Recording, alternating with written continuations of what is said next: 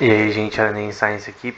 No vídeo de hoje a gente vai falar sobre inteligência artificial nos games, que é uma série de vídeos que a gente fez com mais de 100 já, e que eu voltei agora.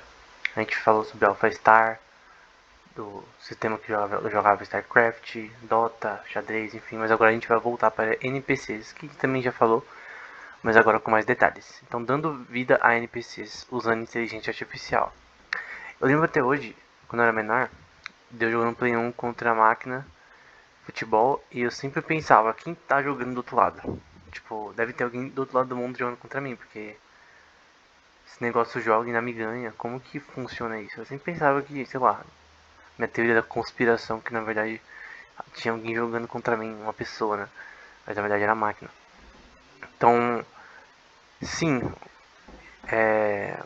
essa questão de sistemas de NPCs que jogam contra você, inimigos no caso, ou adversários melhor que você, existem, isso é óbvio.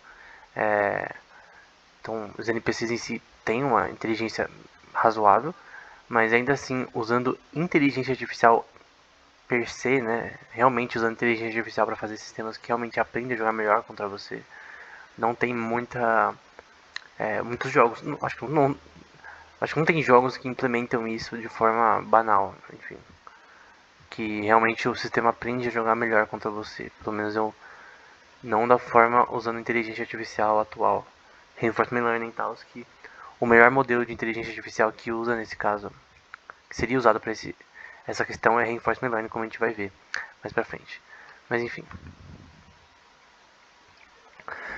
a gente vai visitar alguns papers relacionados a esse tema e eu vou comentar e tentar abranger um pouco mais relacionados a eles. Nesse caso, é NPCs realistas em videogames usando diferentes métodos de inteligência artificial. E o problema aqui é que ele usa inteligência artificial, né?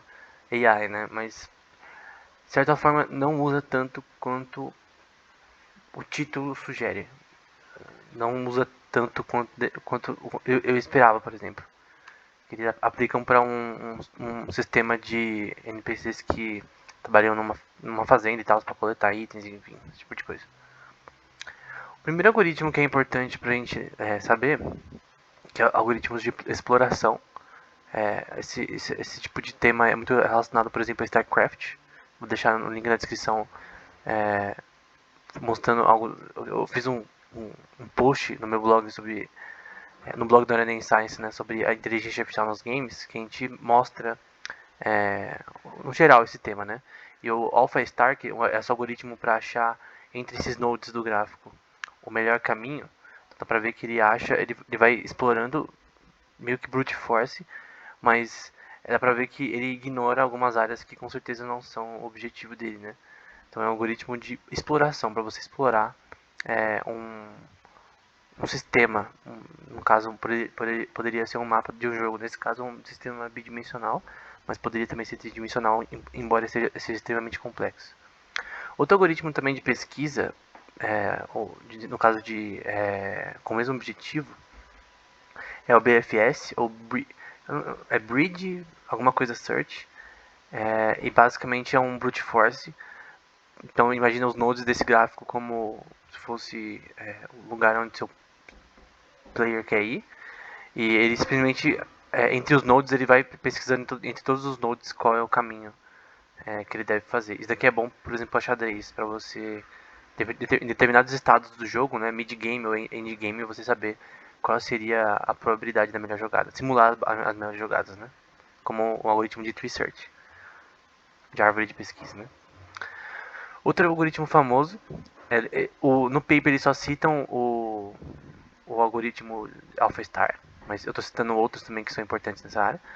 É o algoritmo de Dijkstra, que você tem, nesse caso, nodes que estão interconectadas, e nesse caso você quer saber o menor caminho entre os nodes em um gráfico. Então dá pra ver que os caminhos eles são denotados por esses valores numéricos, né? Então a gente tem aqui 9, 10, 15, 14, 9 e 6, que são entre si os caminhos que são menores no caso, no contexto desse gráfico. E dá pra ver que ele começa ali com 1 por 6, aí vai falar não, o 2 por 3 vai falar que não, né? Porque ele quer saber o menor caminho de todos. Ele quer primeiro testar todos os caminhos para saber o menor. aí vai dar um 4, aí vai falar que não. Ele também pega a soma desses caminhos, né? Porque o importante aqui também é a soma entre dois caminhos, que é o objetivo. E dá pra ver que. Aí você pode falar, por que 6 e 3 não é o menor caminho? É que, no caso, era de 1, que você quer ir de A até B. Então, de A, não é tipo, nesse gráfico, qual é o menor caminho. É de A até B, qual é o caminho mais rápido, né? Qual é o menor caminho. E no fim, ele vai eliminar algumas possibilidades, mostrando que o caminho da esquerda é o melhor, no fim. Fazendo sempre a soma, né? Porque se você ir de 1 até 3 vai ser 9, mais 11 mais 6. Vai ser mais do que, por exemplo, ir do 1 até o 6, que vai ser 14, mais 9, que já vai até o 5, que é de A até B. Então, qual é o menor caminho? Essa é a questão. No contexto de jogos, a gente tem também essa questão de comportamento, né? Saindo um pouco da questão de algoritmos de exploração em um jogo.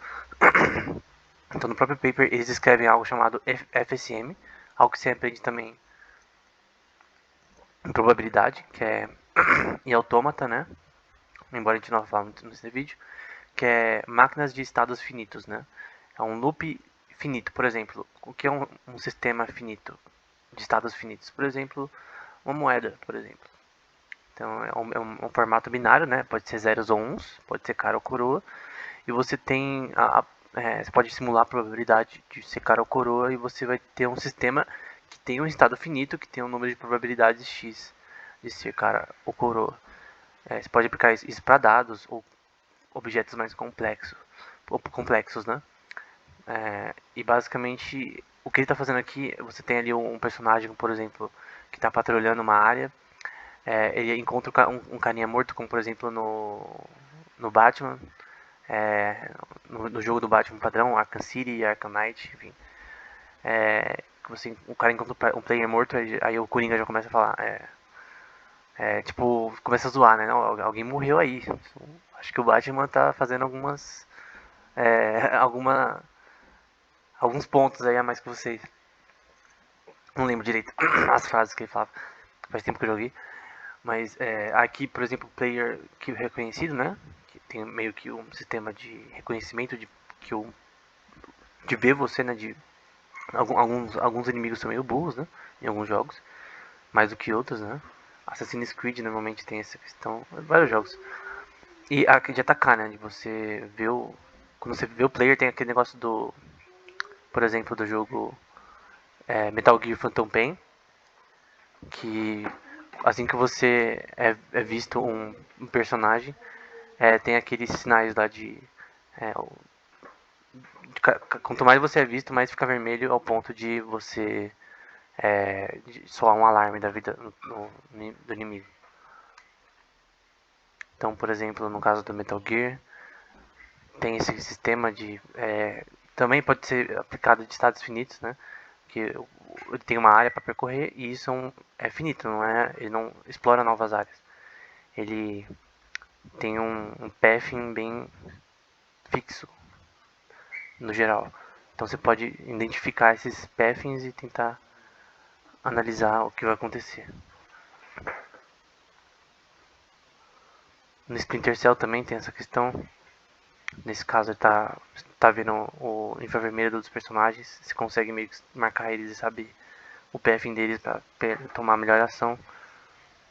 E também no Sniper Elite também essa mesma questão. Então normalmente o comportamento dos NPCs é considerado um estado finito, né? Uma máquina de estado finito no sentido de que eles têm uma programação fixa para o que eles têm que fazer.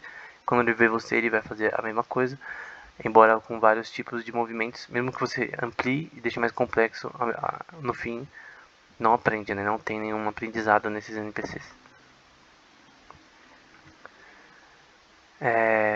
No próximo vídeo a gente vai ver um pouco mais sobre isso, sobre alguns recursos que podem ser usados para NPCs em alguns tipos de jogos, para essa mesma questão que eles vão usar em sistemas de loot depois. Mas era isso, até o próximo vídeo.